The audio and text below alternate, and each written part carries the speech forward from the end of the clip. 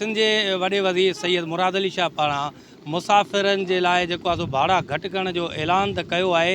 अचो त खैरपुर वासियुनि खां मालूम कयूं था त छा खैरपुर में बि भाड़ा घटि थिया आहिनि। भाड़ा घटि न थिया आहिनि छो त अञा गैस बि चढ़े थो पियो। हुननि जो ॿियो न आहे, गैस जॾहिं घटि थींदो त भाड़ा बि घटि थींदा। इन करे गैस 480 रुपया गैस लॻो पियो आहे हींअर रेट। महांगाई एकदमि चोट आहे। तव्हां ॾिसो था पिया हर शइ महांगाई आहे। पेट्रोल हलंदो हर शइ कुदलंदी, पेट्रोल वते थो महांगो थींदो, वरी बि इम्कान आहे न चढ़ण जो लहण जो को बि इम्कान न आहे। तो पेट्रोल गैस महंगो लॻो पियो आहे, असांखे का शइ मिले ई नथी। किरायो मंगो हूंदा तमामु चए थी असांजे तरफ़ां, असां चई नथा सघूं। हाणे छा इहा ई अपील आहे त गैस थोरो सस्तो कयनि, ग़रीब अवाम मरी वई आहे। पेट्रोल महांगो आहे, पेट्रोल थोरो सस्तो कयनि। असां सां बि ज़ुल्म लॻो पियो आहे। पहिरियों 250 रुपया LP मिलंदी, हाणे थी मिले 450 रुपया।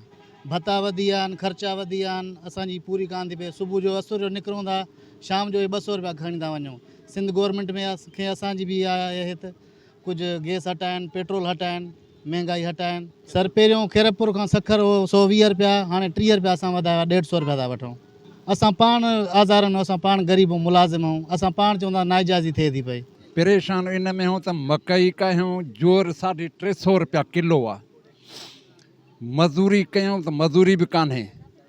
मतिलबु पाकिस्तान कंगाल थी वियो त जहिड़ो अवाम तहिड़ी हुकूमत कंदा गवर्नमेंट खे त रेट घटाइनि, त जीअं रेट घटि थींदा त असांजो किरायो घटि थींदो। इहा ई अपील आहे त रेट घटाया वञनि। LP आहे जी, पेट्रोल जा बि रेट घटि थींदा त ड्राइवर बि घटि वठंदा किरायो।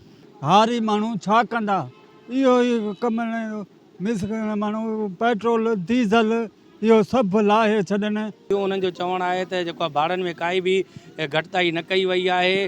वैगन हुजे या बस हुजे, उहे जेके पंहिंजी मनमानी कंदे पंहिंजो भाड़ा वठनि पिया ऐं कोई बि पुछण वारो न आहे। भाड़नि में घटिताई करे अवाम खे रिलीफ फराहम कयो वञे। कैमरा टीम सां गॾु फयाज़ शेख, WTN न्यूज़, खैरपुर, मीरठ।